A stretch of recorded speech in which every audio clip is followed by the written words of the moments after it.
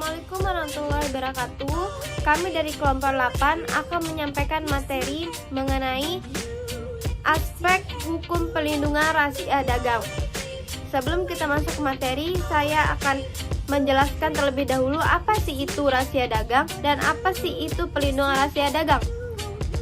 Baik, rahasia dagang adalah informasi yang tidak diketahui oleh umum di bidang teknologi atau bisnis, mempunyai nilai ekonomi karena berguna dalam kegiatan usaha dan dijaga kerahasiaannya oleh pemilik rahasia dagang.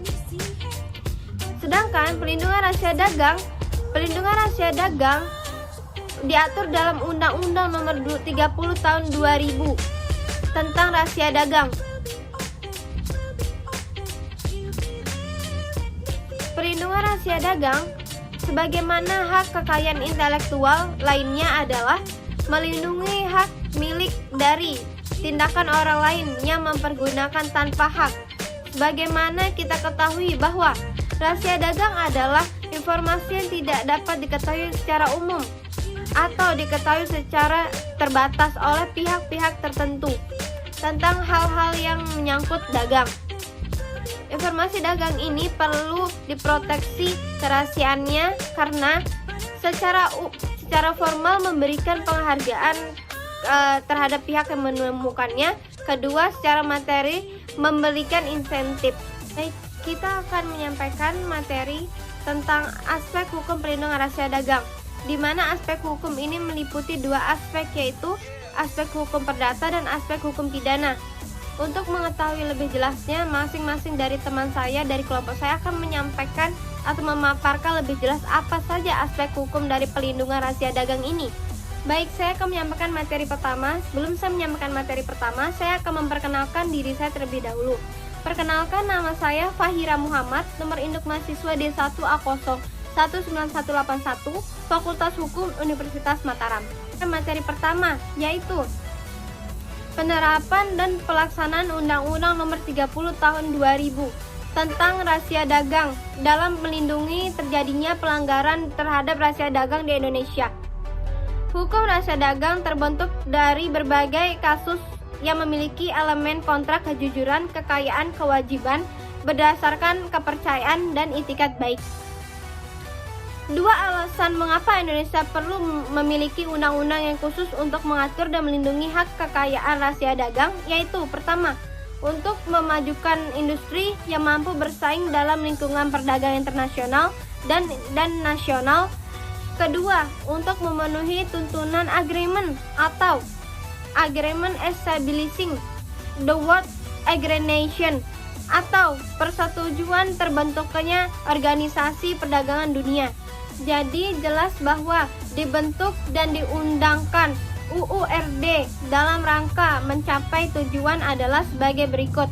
Pertama, memajukan industri di Indonesia. Kedua, menumbuhkan mengembangkan invensi baru yang dapat memajukan industri tersebut. Ketiga, melindungi kepentingan hukum terhadap invensi, terutama invensi baru. Keempat, menjamin kepastian hukum bagi invensi tidak ada pelanggaran terhadap hak rahasia dagang miliknya. Pelindungan hukum rahasia dagang secara komprehensif sebenarnya telah terjadi sebelum berlakunya dan praktek pelindungan rahasia dagang melalui Undang-Undang Nomor 30 Tahun 2000. Pengelompokan istilah rahasia dagang ke dalam haki dalam instrumen hukum nasional mulai muncul pada tahun 1997 ketika pemerintah Republik Indonesia mengeluarkan Pengaturan Pemerintah atau PP nomor 16 tahun 1997 tentang waralaba. Ketentuan lain yang secara eksklusif yang memasukkan rahasia dagang sebagai salah satu bagian dari haki adalah Pasal 50B Undang-Undang Nomor 9 Tahun 99 tentang larangan praktek monopoli. Sebenarnya sifat kerahasiaan dari informasi dalam hak rahasia dagang adalah suatu yang berada di luar ketentuan pidana, sebagaimana halnya pelindungan hukum terhadap rahasia dagang di negara hukum Anglo-Saxon seperti Amerika Serikat dan Kanada memiliki dua aspek, yaitu perdata dan pidana. Demikian juga pelindungan rahasia dagang dalam peraturan perundang-undangan di Indonesia memiliki dua aspek, yaitu aspek pidana dan perdata. Assalamualaikum warahmatullahi wabarakatuh. Perkenalkan, nama saya Luzia Homisa, NIM D1A01936. Di sini saya akan menyampaikan materi selanjutnya. Baiklah, di sini saya akan membahas tentang aspek pidana. Dalam sistem hukum pidana di Indonesia, setiap tindak pidana yang ditentukan oleh pembentuk undang-undang mengandung suatu kepentingan hukum yang hendak dilindungi. Demikian juga jika pembentuk undang-undang hakim merumuskan tindak pidana dalam setiap undang-undang hakim. Ada 7 undang-undang positif mengenai hakim, bisa Anda lihat seperti tulisan di atas. Pengaturan mengenai pelanggaran rahasia dagang yang dikualifikasikan sebagai suatu bentuk tindak pidana memberikan suatu bentuk pengancaman terhadap pelakunya dengan sanksi-sanksi pidana sebagai berikut. Pasal 322 ayat 1 KUH pidana. Barang siapa yang dengan sengaja membuka rahasia disimpannya karena jabatan atau pencariannya, baik yang sekarang maupun yang dahulu, diancam dengan pidana penjara paling lama 9 bulan atau denda. Ketentuan lainnya dalam KUH pidana menyatakan pasal 323 ayat 1 KUH pidana, barang siapa dengan sengaja memberitahukan hal-hal khusus tentang suatu perusahaan dagang, kerajinan, atau pertanian di mana ia bekerja atau dahulu bekerja yang olehnya supaya dirahasiakan, diancam dengan pidana penjara paling lama 9 bulan, dan seterusnya. Ketentuan KUH pidana tersebut memiliki makna sebagai berikut. Yang pertama, bahwa seseorang dilarang membuka rahasia yang wajib disimpannya berdasarkan jabatannya atau pencariannya. Hal ini menunjukkan bahwa yang menjadi dasar kewajiban untuk tidak membocorkan rahasia itu adalah kedudukan atau jabatan yang diembannya. Yang kedua, bahwa rahasia itu tidak terbatas pada rahasia saat itu. Maksudnya, saat yang bersangkutan pada posisinya saat itu, tetapi meliputi juga rahasia-rahasia yang seharusnya ia pegang dan jaga pada waktu sebelumnya. Yang ketiga, hal-hal khusus informasi yang menyangkut suatu perusahaan dagang kerajinan atau pertanian dikategorikan sebagai satu objek informasi yang harus dirahasiakan. Yang terakhir, pihak tersebut terikat pekerjaan baik saat ini maupun masa lalu. Dalam hal ini, harus ada kejelasan dalam waktu beberapa lama seseorang tidak lagi terikat untuk merahasiakan informasi tersebut. Perkenalkan, nama saya Lady Ardilina dengan NIM D1A01931. Saya akan menyampaikan materi selanjutnya tentang pelanggaran rahasia dagang sebagai tindak pidana. Pelanggaran rahasia dagang sebagai tindak pidana. Tindak pidana rahasia dagang dalam Undang-Undang Nomor 30 Tahun 2000 diatur dalam bab 9 tentang ketentuan pidana, yaitu dalam pasal 17 yang berbunyi sebagai berikut. Barang siapa dengan sengaja dan tanpa hak menggunakan rahasia dagang pihak lain atau melakukan perbuatan sebagaimana dimaksud dalam pasal 13 atau 14 dipidana dengan pidana penjara paling lama 2 tahun atau denda paling banyak 300 juta rupiah. Tindak pidana sebagaimana dimaksud dalam ayat 1 merupakan delik aduan. Jika kita membaca rumusan ketentuan pasal 17 ayat 1 dapat kita ketahui bahwa Undang-Undang Nomor 30 Tahun 2000 tentang rahasia dagang yang mengatur tindak pidana rahasia dagang yang diatur dalam pasal tersebut adalah tindak pidana yang berhubungan dengan a. Penggunaan rahasia dagang secara sengaga dan tanpa hak berhubungan dengan hak rahasia dagang sebagaimana yang disebutkan dalam rumusan pasal 4 Undang-Undang Nomor 30 Tahun 2000 bagi pemilik rahasia dagang, pasal 6 dan pasal 7 Undang-Undang Nomor 30 Tahun 2000 bagi pemegang rahasia dagang untuk 1. Menggunakan sendiri rahasia dagang yang dimilikinya, 2. Memberikan lisensi kepada pihak lain untuk menggunakan rahasia dagang tersebut. Selain itu, ketentuan pasal 4 dan pasal 7 Undang-Undang Nomor 30 Tahun 2000 yang ditafsirkan secara luas juga memberikan hak kepada penerima lisensi rahasia dagang untuk menggunakan secara komersial rahasia dagang yang dilisensikan kepadanya oleh pemilik rahasia dagang atau pemegang rahasia dagang. Hal ini berarti selain dari mereka yang tersebut di atas, yaitu 1. Pemilik rahasia dagang, 2. Pemegang rahasia dagang, 3. Penerima lisensi rahasia dagang. Tidak ada pihak lain yang berhak untuk menggunakan atau memanfaatkan rahasia dagang tersebut. Perkenalkan, nama saya Putra Wijaya Kusuma dengan NIM D1A019468. Saya akan menyampaikan materi selanjutnya tentang aspek hukum perlindungan rahasia dagang. Pelanggaran ketentuan pasal 13 Undang-Undang Nomor 30 Tahun 2000, rumusan pasal 13 Undang-Undang Nomor 30 Tahun 2000 berbunyi, pelanggaran rahasia dagang juga terjadi apabila seseorang dengan sengaja mengungkapkan rahasia dagang, mengingkari kesepakatan atau mengingkari kewajiban tertulis atau tidak tertulis untuk menjaga rahasia dagang yang bersangkutan. Apabila ketentuan sebelumnya berhubungan dengan penggunaan rahasia dagang tanpa hak dan dengan sengaja, maka ketentuan pidana selanjutnya dalam pasal 17 ayat 1 Undang-Undang Nomor 30 Tahun 2000 mengatur pelanggaran terhadap pengungkapan rahasia dagang, pengingkaran kesepakatan atau kewajiban tertulis maupun tidak tertulis untuk menjaga rahasia dagang.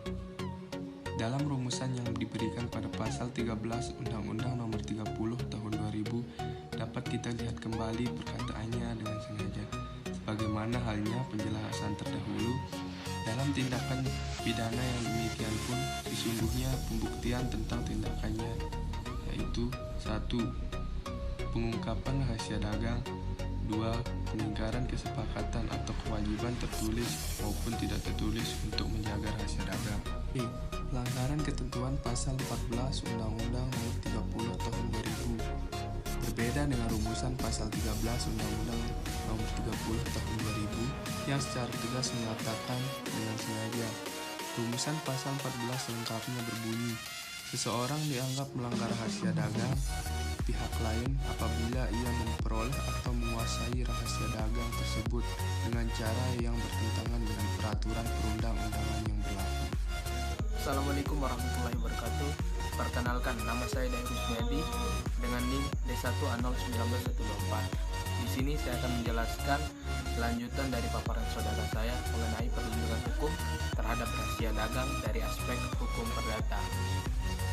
Dalam sistem hukum perdata di Indonesia, di mana dapat dikatakan haki sebagai hak kebendaan yang merupakan hak atas suatu benda yang bersumber dari hasil karya otak atau hasil kerja resi otak manusia yang menalar, dan hasil kerjanya itu merupakan benda imaterial atau benda tidak berwujud. Hal ini terdapat dalam pasal 499 KUH Perdata tentang benda yang dibagi dalam dua kategori, yaitu benda berwujud dan tidak berwujud. Karena merupakan hasil dari pikiran manusia, maka dapat disimpulkan bahwa hasil kerja dari otak manusia sebagai hak atas kekayaan intelektual yang bersifat eksklusif atau mempunyai nilai ekonomi dan perlu mendapatkan suatu pengakuan dan sekaligus perlindungan hukum.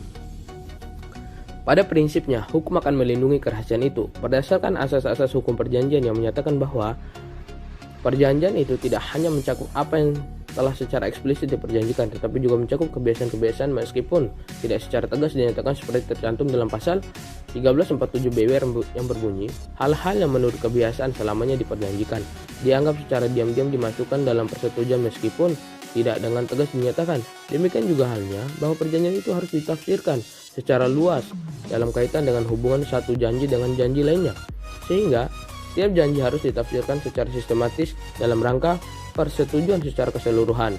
Hal ini sejalan dengan ketentuan pasal 1348 BW yang berbunyi, semua janji yang dibuat dalam suatu persetujuan harus diartikan dalam hubungan satu sama lain. Tiap janji harus ditafsirkan dalam rangka persetujuan seluruhnya. Perluasan penafsiran semacam ini biasanya dilakukan oleh hakim dalam suatu proses pengadilan. Oleh karenanya, pembuatan ketentuan-ketentuan secara eksplisit dipandang lebih menguntungkan. Dalam ketentuan lainnya, BW pun telah cukup mengakomodasi kepentingan pemilik para rahasia dagang dalam bentuk perlindungan hukum di bawah sistem hukum perjanjian. Pasal 1234B menyatakan tiap-tiap perikatan adalah untuk memberikan sesuatu, untuk berbuat sesuatu, atau untuk tidak berbuat sesuatu. Perbuatan pembocoran atau penyalahgunaan rahasia dagang yang dilakukan pihak dalam perjanjian dapat dikenakan sanksi perdata yang terdapat dalam pasal 1242BW yang berbunyi, jika perikatan itu bertujuan untuk tidak berbuat sesuatu, maka pihak manapun jika berbuat berlawanan dengan perikatan karena pelanggaran itu dan karena itu pun saja, berwajiblah ia akan penggantian rugi dan bunga. Selanjutnya, pasal 1365BW selengkapnya mengatakan, perbuatan melawan hukum merupakan setiap perbuatan yang melanggar hukum yang membawa kerugian bagi orang lain. Hal mana mewajibkan kepada pihak yang melakukan kesalahan itu memberi ganti kerugian kepada pihak yang dirugikan tersebut. Salah satu bentuk perjanjian untuk melindungi rahasia dagang adalah dalam bentuk perjanjian merahasiakan atau security agreement. Terima kasih, dan selanjutnya akan dijelaskan oleh teman saya. Baik, nama saya Runjadi Putra, NIM D1A019176. Saya akan melanjutkan materi yang sudah disampaikan rekan saya sebelumnya mengenai aspek perlindungan rahasia dagang dalam aspek perdata. Mengenai hak dan kewajiban subjek perjanjian diatur bahwa perusahaan pemberi rahasia dagang bersedia mengungkapkan kepada penerima informasi-informasi yang diperlukan dalam waktu tertentu, dengan catatan penerima akan tetap merahasiakan dan tidak akan mengungkapkan kepada orang lain akan menggunakan untuk kepentingan di luar perjanjian ini. Kewajiban merahasiakan ini juga berlaku terhadap perjanjian-perjanjian selanjutnya yang mungkin dilakukan oleh pihak penerima. Pengecualian atau pembatasan atas isi perjanjian ini dimungkinkan jika informasi-informasi yang digunakan oleh penerima meliputi hal-hal sebagai berikut. Yang pertama, yang dimiliki penerima sebelum diterimanya perjanjian ini dan tidak diperoleh sebelumnya baik langsung maupun tidak langsung menurut pengetahuan penerima atau wakil-wakilnya dari pemberi atau wakil-wakilnya. Yang kedua, yang pada waktu pengungkapan kepada penerima atau wakil-wakilnya adalah atau sesudah menjadi melalui tidak dilakukannya atau kelalaian untuk melakukan pada pihak penerima atau para wakil bagian dari milik umum melalui publikasi atau lainnya. Yang ketiga, atau yang disediakan kepada penerima dan pihak-pihak lainnya sebagai tanpa membatasi pada pengungkapan atau penggunaannya.